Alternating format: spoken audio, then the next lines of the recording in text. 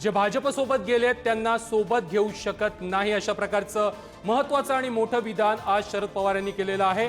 अजित पवार यांच्यासोबतच्या युतीच्या चर्चांना आता पवारांनी फुल स्टॉप दिलाय का, अशा प्रकारच्या चर्चा पुन्हा एकदा रंगू लागलेल्या आहेत। या अगोदर देखील पवारांनीच वक्तव्य केलेलं होतं की दोन्ही राष्ट्रवादी एकत्र आल्यास त्या संदर्भातील निर्णय या सुप्रिया सुळे घेतील। मात्र पुन्हा एकदा नवं वक्तव्य शरद पवार यांनी केलेलं आहे आणि भाजपसोबत गेलेले संधी साधू आहेत आणि त्यांना आम्ही पुन्हा सोबत घेणार नाही, अशा प्रकारचं वक्तव्य करत शरद पवारांनी अजित पवारांवरती शरसंधान साधलेलं आहे। या संदर्भात बोलण्यासाठी भाजपचे नेते प्रवीण दरेकर आपल्या सोबत आहेत। प्रवीणजी, शरद पवारांनी आज पुन्हा एकदा महत्त्वाचं वक्तव्य केलेलं आहे। भाजपसोबत जे गेलेत ते सर्व संधी साधू आहेत आणि त्यांना आम्ही पुन्हा एकत्र घेणार नाही, आमच्या सोबत घेणार नाहीये, अजित पवारांवरती त्यांनी शरसंधान साधलेलं आहे।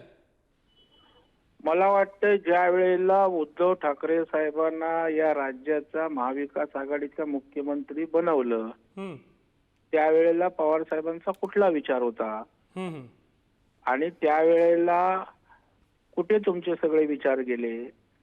त्यावेळेला आपण केलेलं कृत्य संधी साधूपणाचं नव्हतं का?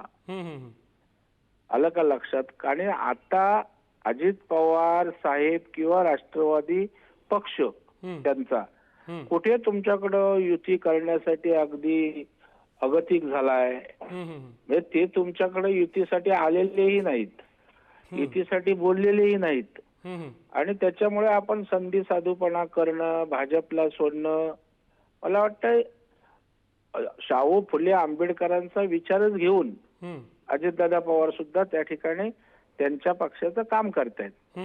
आता त्याच्यामुळे त्यांना घ्यायचं जायचं नसेल हा त्यांचा विषय आहे, कोणाला घ्यायचं नसेल हा त्यांचा विषय, परंतु आजच्या तारखेला त्यांना अजित पवारांसोबत जाण्याची आवश्यकता आहे असं मला राजकीय दृष्ट्या वाटतं। अजित पवार आणि त्यांची लोक फार अगदी त्यांच्यावर जाण्यासाठी एकदम उड्या मारतायत आणि आम्ही नाही बोलतोय असं काय मानायचं कारण नाही। अगदी प्रवीणजी, मात्र इथे एक महत्त्वाचा मुद्दा आहे। भाजप देखील महापालिका निवडणुकांसाठी स्वबळाची चाचपणी करते।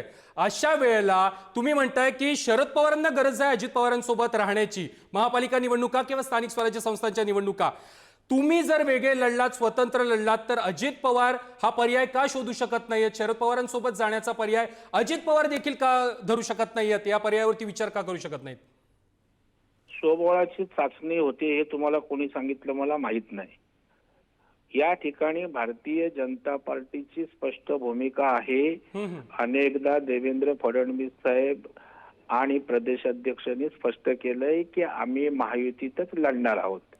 त्याच्यामुळे तुम्हाला आम्ही स्वतंत्र लढावं असं का वाटतंय हा माझा एक प्रश्न आहे। आणि अजित पवारांनी काय करावं हे मी कशाला सांगणार? तुम्ही अजित पवार साहेबांना विचारा, पवार साहेबांना विचारा, त्यांनी स्वबळावर लढावं किंवा त्यांनी एकत्रित लढावं हा त्यांचा विषय आहे ना।